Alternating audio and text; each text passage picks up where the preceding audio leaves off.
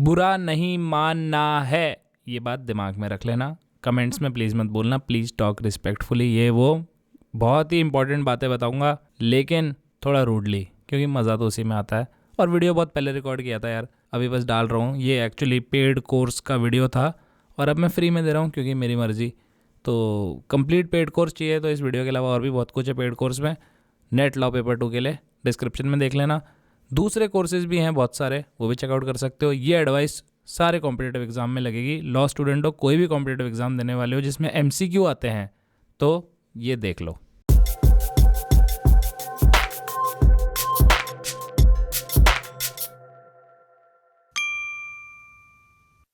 Hello guys, आप देख रहे हैं YG लॉ और मैं हूं YG। और इस वीडियो में हम वो वाली चीज़ें डिस्कस करेंगे जो एज अ स्टूडेंट करना बहुत स्टूपिड होती हैं। तो उसमें सबसे पहली चीज़ है keep collecting material and never actually study it. कुछ लोग होते हैं जिनको कलेक्टर बनने का बहुत शौक होता है, अपना डिस्ट्रिक्ट कलेक्टर नहीं, नोट्स कलेक्टर। उनके पास हर इंस्टीट्यूट के नोट्स होंगे, हर कोचिंग के नोट्स होंगे, सबके MCQ होंगे, सारे ऑनलाइन सब्सक्रिप्शन के पासवर्ड उन्होंने दोस्तों से ढूंढ ढूंढ के जुगाड़ रखे होंगे, सब कुछ होगा उनके पास। मतलब वो पूरी की पूरी इंसाइक्लोपीडिया बने हुए हैं मटेरियल की। एक एक सब्जेक्ट के 4-4 कोचिंग के नोट्स हैं उनके पास, लेकिन उन्होंने वो नोट्स कभी पढ़े नहीं है, बस उनको कलेक्ट ही करना है। तो ऐसे इस मेरे कोर्स में भी लोग आते हैं, वो बस बार बार यही पूछते रहते हैं, क्या सर आपका कोर्स इनफ है, क्या सर आपका कोर्स इनफ है। बस उनको सामने वाले की तरफ से एक रीअफर्मेशन चाहिए कि बस टीचर मुझे बोल दें इनफ है और मेरा सिलेक्शन हो जाएगा।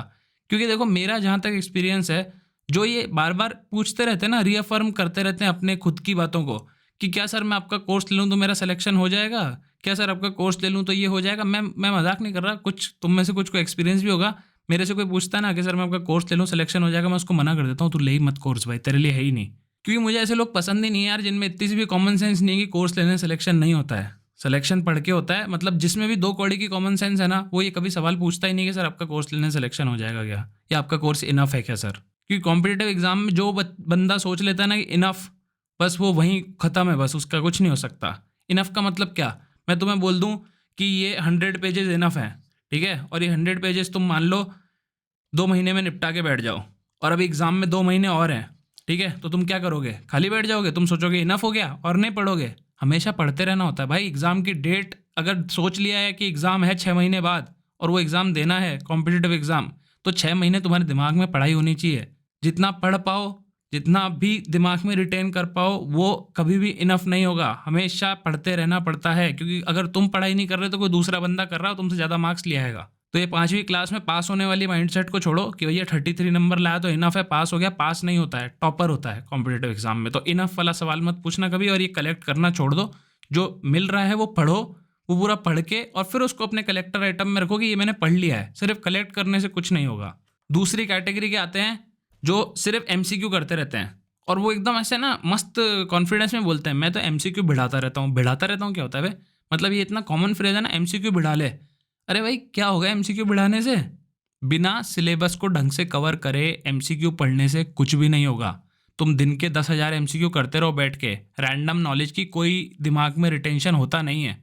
तो जिन लोगों की स्ट्रैटेजी होती है ना कि मैं तो सिर्फ MCQ बढ़ाता हूँ, मैं तो सिर्फ MCQ करके जाता हूँ, उसका सिलेक्शन नहीं होता है, ठीक है। वो सब जगह बस एडवाइस ही देता रहता है कि मैं MCQ करता हूँ, मैं MCQ करता हूँ, लेकिन उसका कहीं सिलेक्शन हुआ नहीं होता एक्चुअली। बस वो ज्ञान मारने के लिए ज्ञान मारता रहता है। MCQ होता है अपने नॉलेज टेस्ट करने के लिए, MCQ नॉलेज बनाने के लिए नहीं होते। नॉलेज बनाने के लिए सिलेबस पढ़ना होता है एक स्ट्रक्चर में, और उसके बाद MCQ से टेस्ट करते हैं अपन कि उस नॉलेज में से अपन कितना रिटेन कर पाए, ठीक है। MCQ का सिर्फ वही पर्पस होता है।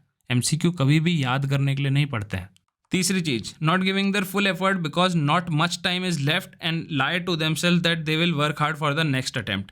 ये एक बहुत पुरानी बीमारी है प्रोक्रेस्टिनेशन की, ठीक है। ये वाला पॉइंट और इसका अगला point, not being hard working right now in the present and having unrealistic expectations from the future version of themselves. एक तो कि एग्जाम में, ये तीसरा वाला ले लेते हैं कि एग्जाम में अब 1 महीना ही बचा है, 1 महीने में तो मैं पढ़ नहीं पाऊंगा, तो ये वाला तो अटेम्प्ट में मैं पढ़ नहीं रहा हूँ, मैं अगले अटेम्प्ट के लिए पढ़ूंगा। तो अगले अटेम्प्ट के लिए अभी से क्यों नहीं पढ़ना चालू कर देता, क्या चला जाएगा तेरा। तू कोई बहुत बड़ा बिल गेट्स है कि तेरी कोई बहुत मीटिंगें हैं, तेरे पास टाइम नहीं है जो तू इस अटेम्प्ट के लिए पढ़ रहा है। इस अटेम्प्ट से पहले भी तो टाइम में फोड़ रहा है ना भाई।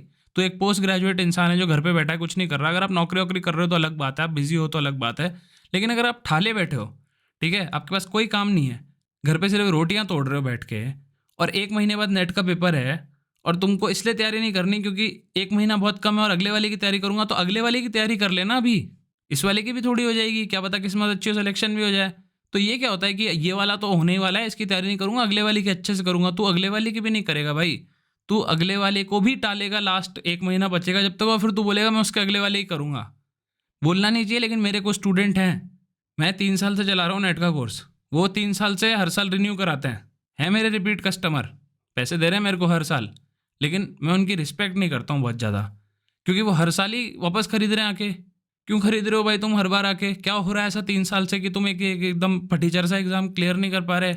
ये तो मतलब इतना हार्ड एग्ज़ाम भी नहीं है ना, तो एकदम फालतू का बहाना है। तुम खुद से झूठ बोल रहे हो अगर तुम बोल रहे हो मैं अगली बार के लिए पढ़ूंगा।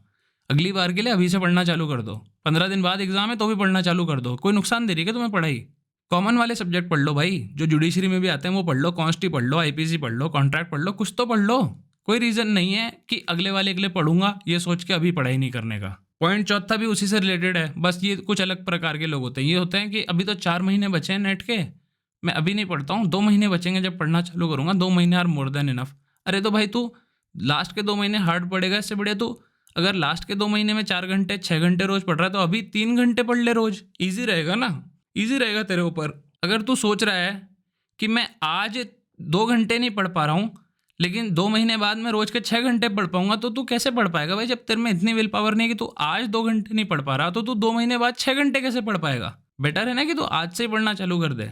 तो ये दोनों फालतू के झूठ होते हैं जो आप खुद से बोलते हो कि अगले की तैयारी कर रहा हूँ, अगले अटेम्प्ट में ढंग से पढ़ूंगा, या अगले 2 महीने के लास्ट के 2 महीने में ढंग से पढ़ूंगा। सब फालतू की बकवास है, खुद से झूठ बोल लो, खुद को बना लो चूतिया, दुनिया नहीं बनेगी। 5वां, don't realize that they can never prepare for every question. ये भी है भाई, ये भी एक कैटेगरी है, लेकिन इनको मैं इतना ब्लेम नहीं करूँगा क्योंकि ये थोड़ा ट्रिकी कॉन्सेप्ट है समझने में। अब देखो एग्जाम में क्वेश्चन आते हैं, ठीक है, 100 क्वेश्चन आते हैं लॉ पेपर 2 में। तुम क्या 100 में से 100 को टारगेट कर सकते हो? किसी के आते हैं 100 में से 100 नंबर, कि कोई फुल मार्क लाया नेट में आज तक सुना है कभी?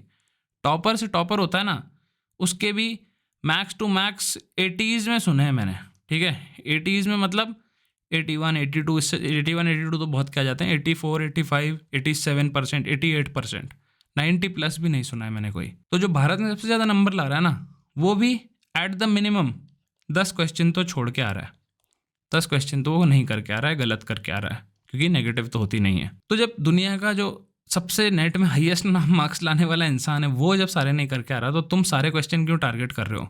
कुछ क्वेश्चन होते हैं, हर क्वेश्चन की प्रिपरेशन नहीं कर सकते तुम, कुछ क्वेश्चन होंगे जिनकी प्रिपरेशन नहीं हो सकती। इसी पिछले नेट एग्जाम में एक एग्जाम्पल देता हूँ तुम्हें।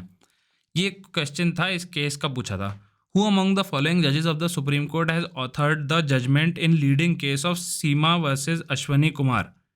ये सीरना लिखा है, Seema versus Ashwani Kumar, which is related to the registration of marriage.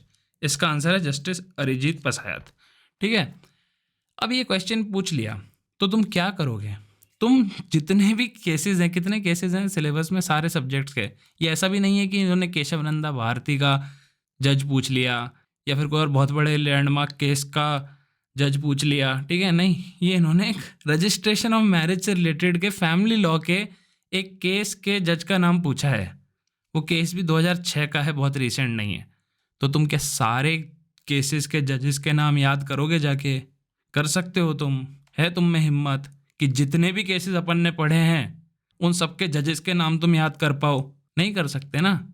ये क्वेश्चन ऐसा है कि इसको तुम टारगेट नहीं कर सकते, तो दिमाग लगा के पढ़ना चाहिए। अगर 100 क्वेश्चन आ रहे हैं तो तुम्हें दिमाग में लगना चाहिए कि हाँ भाई ये 7-8 question, these are not targetable questions, इनकी तैयारी नहीं हो सकती। मेरे पास आते हैं कई बार लोग, अरे सर उसमें तो जज का नाम पूछ लिया, आप तो जज के नाम बताते ही नहीं हो। अरे नहीं बता सकता मैं, क्योंकि तुम याद नहीं रख सकते। अनरीजनेबल क्वेश्चन था वो, समझ रहे हो? सारे क्वेश्चन टारगेट नहीं कर सकते। 70 क्वेश्चन भी कर लोगे ना 100 में से, तो भी पक्का जेआरएफ होगा, क्योंकि 70 तो तुम्हें आते होंगे, उसके बाद 30 में प्रोबेबिलिटी के हिसाब से भी 7.5 तो सही जाने चाहिए, तब भी 77.5 हो गए, तब भी जेआरएफ हो जाओगे तुम, ठीक है। मतलब हर 4 में से 3 क्वेश्चन भी करोगे ना, हर 4 में से 1 नहीं आता, तो भी पक्का जेआरएफ हो, समझ रहे हो? तो ये दिमाग लगाना ज़रूरी है कि भाई हर क्वेश्चन टारगेट नहीं होता है।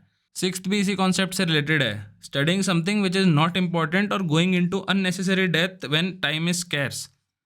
कई लोगों को सारी जो रिसर्च, सारी पीएचडी, सारा ज्ञान है ना, एग्जाम से पहले ही चाहिए होता है। कॉलेज में 5 साल झक मरा के आ गए, 2 साल या 1 साल एलएम में झक मरा के आ गए, वहाँ पे उनको ज्ञान नहीं चाहिए था। उनको सारा ज्ञान अभी इकट्ठा करना है, उनको इन डेप्थ सब कुछ अभी पढ़ना है। अभी जब कॉम्पिटिटिव एग्जाम में स्मार्ट स्टडी करने का टाइम है ना, जब जो चीज़ें नहीं पढ़ने की उनको इग्नोर करने का टाइम है, तब उन्हें एकदम अंदर पीएचडी करनी है हर सब्जेक्ट के, हर टॉपिक के अंदर जाके। मत करो वैसे। वही वाली बात हो गई, हर चीज़ को तुम टारगेट नहीं कर सकते, स्मार्ट बनना पड़ेगा। तुम्हें एग्जाम में दिमाग लगा के देखना पड़ेगा कि क्या पूछा जाता है और वही तुम्हें याद करना है। तुम्हें ज़्यादा एक्स्ट्रा ज्ञान नहीं चाहिए, तुम्हें लॉ का ज्ञान ही नहीं बनना है, तुम्हें बस नेट क्वालिफिकेशन चाहिए। फिर टीचर बन के तुम्हें जितना ज्ञानी बनना है अपने पर्सनल टाइम में बन जाना, लेकिन ये वो टाइम नहीं है ज्ञानी बनने का। तो ज़बरदस्ती सब्जेक्ट्स की डेप्थ में मत घुसो। वो सब्जेक्ट को इन डेप्थ में घुसने का जो टाइम था वो 1 साल पहले का था। नेट से 1 साल पहले पढ़ाई चालू करते, फिर इन डेप्थ सब कुछ पढ़ते। नेट से 2 महीने, 4 महीने, 3 महीने, इतने महीने पहले पढ़ाई स्टार्ट करके इन डेप्थ नहीं पढ़ सकते तुम। You have to pick your battles, ठीक है। तुम्हें इन डेप्थ पढ़ना है, नेट क्लियर कर लो, उसके बाद खुद से अपने पर्सनल टाइम में जितना इन डेप्थ पढ़ना, जाके 4-4 किताबें खरीदना एक सब्जेक्ट की, सारी पढ़ डालना, कोई मना नहीं करेगा। लेकिन ये वो टाइम नहीं है, ये टाइम नहीं है किताबें खोल के डेप्थ में पढ़ने का, क्योंकि उसमें सवाल नहीं आते हैं, सवाल पेरीफेरी से आते हैं।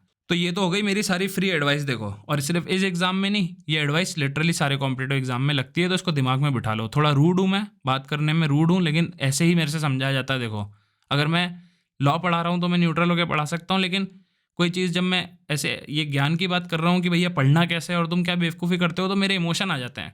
क्योंकि ये हर एक जो पॉइंट मैंने लिखा है ना, ये एक्सपीरियंस से लिखा है। ये हर एक पॉइंट किसी बेवकूफ़ स्टूडेंट ने मेरे को परेशान कर करके मेरे से लिखवाया है यहाँ पे, ठीक है। क्योंकि मेरे पास जो क्वेरीज आती हैं, डाउट्स आती हैं, उसमें जो तुम मेरा भेजा खाते हो ना चैट वैट में, एक तो मेरे को कस्टमर केयर रिप्रेजेंटेटिव रखना पड़ेगा, बाय गॉड। मैं खुद से हैंडल कर करके परेशान हो गया हूँ तुम्हारी चैटें। तो ये वही चैटों का नतीजा है कि तुम्हारे चैटों में आते हैं ये सारे फालतू के सवाल है ना, तुम्हारे चैटों में आते हैं, तो उनका मैंने सारा क्लैरिफिकेशन अभी दे दिया। तो अपने को स्मार्ट खेलना है भाई, अपने को है ना ज़बरदस्ती की ज़्यादा मेहनत नहीं करनी है। अपन को करना है कि जो मेहनत करें उसमें अपन ज़्यादा से ज़्यादा नंबर ला पाएँ, ठीक है। मेहनत पूरी करनी है लेकिन स्मार्टली करनी है। तो ये 6 पॉइंट हैं जो दिमाग में बिठा लो। नहीं समझ में आया तो दोबारा देख लो, ऐसे नहीं समझने ऐसा कुछ था नहीं, एकदम सिंपल ही था। एक 7वां पॉइंट और है जिसको मैं स्ट्रेस कर करके थक गया हूँ, और वो 7वां पॉइंट है, पेपर 1 को इग्नोर मत करना।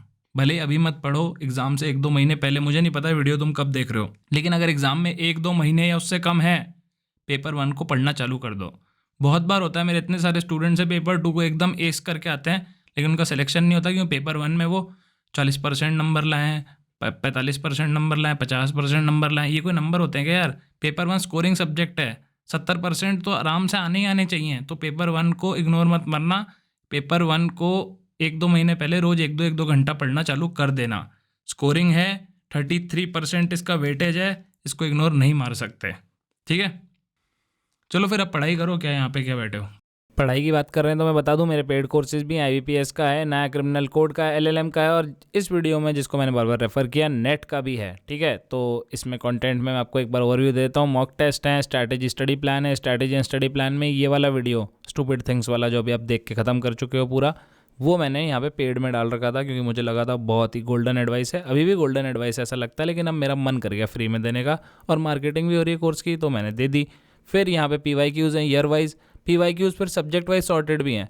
फिर हर यूनिट के नोट्स हैं PDF डाउनलोडेबल, ठीक है। आप प्रिंट करा के पढ़ सकते हो, खुद के नोट्स बनाने की ज़रूरत नहीं है। लोग बोलते हैं खुद के नोट्स बनाओ, लेकिन अपन तो शॉर्टकट वाले आदमी है ना, तो अपन के बोलेंगे खुद के नोट्स बनाओ। मेरे नोट्स से अच्छे नोट्स थोड़ी ना बना लोगे।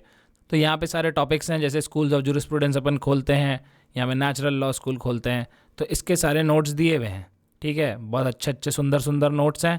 ये जूरिस्प्रूडेंस है तो इसमें फ़ोटोज़ ज़्यादा डाल दी मैंने, बाकी प्रॉपर पढ़ाई के नोट्स हैं, उसका रिस्पेक्टिव वीडियो।